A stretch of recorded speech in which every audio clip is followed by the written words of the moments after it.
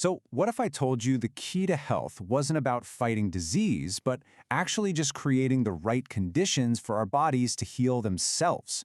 Today, we're going to dive into a really fascinating theory from health educator Barbara O'Neill, one that suggests our bodies are in this constant state of renewal, with an absolutely incredible built-in power to heal.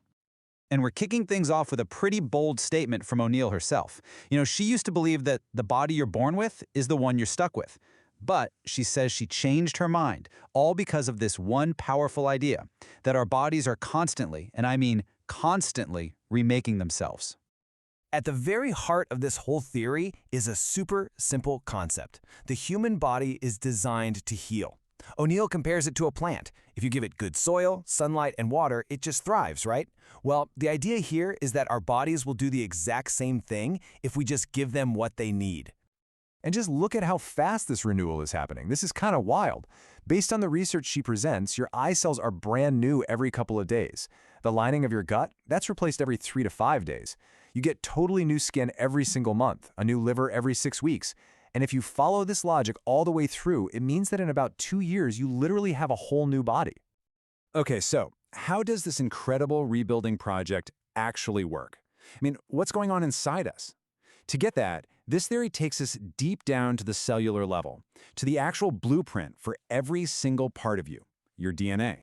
So the way this theory explains it, our DNA is like a massive library of information. It's got all the instructions for building and rebuilding you. But here's the absolute key. This incredibly complex structure is built directly from the food that we eat. And here are the 3 main building blocks she points to. First, you've got amino acids, which come from protein. She calls these the bricks.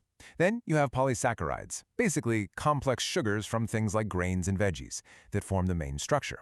But the part she says is absolutely vital, the real hero of the story, is the minerals. They act as the glue that holds the entire DNA structure together. O'Neill breaks down how a new cell gets made into this simple 4-step assembly line. First, a little photocopy of the DNA's instructions gets made. That's called RNA. Then that copy travels over to the cell's factory. In that factory, the bricks, the amino acids, are all put together according to the blueprint. And bam, out comes a brand new, perfectly made cell. And get this is happening trillions of times all day, every single day. Okay, this all leads to a really big question, right? If our bodies are these amazing self-healing machines, constantly replacing old cells with new ones, then why do chronic diseases even exist? Why do they stick around for years? And O'Neill poses this question perfectly with the example of irritable bowel syndrome. Think about it. We just saw that the gut lining completely renews itself every few days, so why doesn't the condition just heal itself in a couple of weeks? Well, the theory's answer comes down to the quality of the materials and the blueprint itself. So, in a healthy cell, the DNA instructions are crystal clear, and all the building blocks, the bricks and the glue, are right there ready to go. But in a chronic condition, she suggests the blueprint is damaged, or maybe the essential bricks and glue are missing. And what's the result?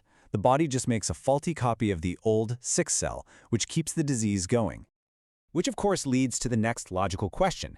If the whole problem is a damaged blueprint, our DNA, then what in the world is causing that damage in the first place? Well, citing research, O'Neill makes a pretty stunning claim that a whopping 92% of all DNA damage is caused by just one thing, a lack of minerals, that critical glue that's supposed to hold our genetic code together. But it's not just a mineral deficiency. She points to a whole range of other things in our modern world that she believes chip away at our cellular health. We're talking everything from poor soil quality in our food to household chemicals, certain drugs, EMFs, and even stimulants we use every day, like sugar and caffeine. This whole way of thinking also leads to another massive part of her theory. It fundamentally challenges the way we've been taught to think about germs and their role in getting sick. She brings up the work of Antoine Béchamp, who is a contemporary of the famous Louis Pasteur. Béchamp argued that germs aren't actually the cause of disease.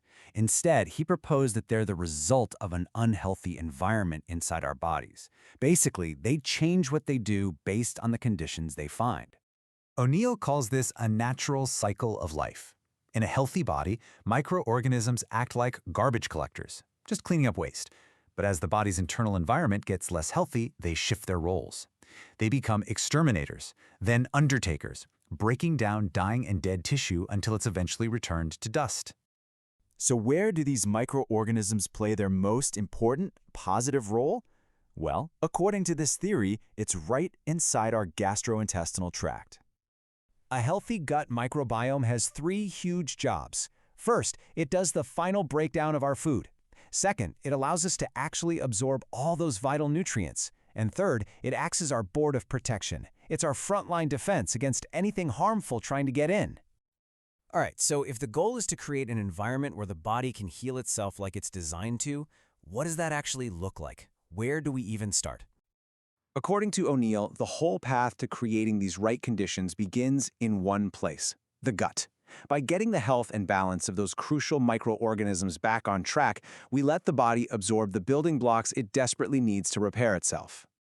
And this slide really shows the two different approaches. The word antibiotic literally means against life. And as O'Neill points out, they can wipe out the good, helpful bacteria right along with the bad. Probiotics, on the other hand, mean for life. The whole idea is to reestablish and feed the gut's protective ecosystem.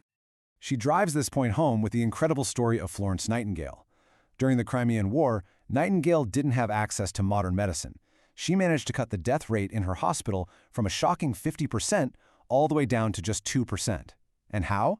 Simply by creating the right conditions, cleaning the place up, and giving soldiers clean water and good food. And that brings us to the final, really thought-provoking question this theory leaves us with. Instead of constantly mopping the floor, just managing the symptoms of a disease, does true health lie in turning the tap off? In other words, removing the cause of the problem and giving the body the conditions it needs to do what it was designed to do all along, heal itself. A powerful idea to think about, and that's our look at the body's blueprint.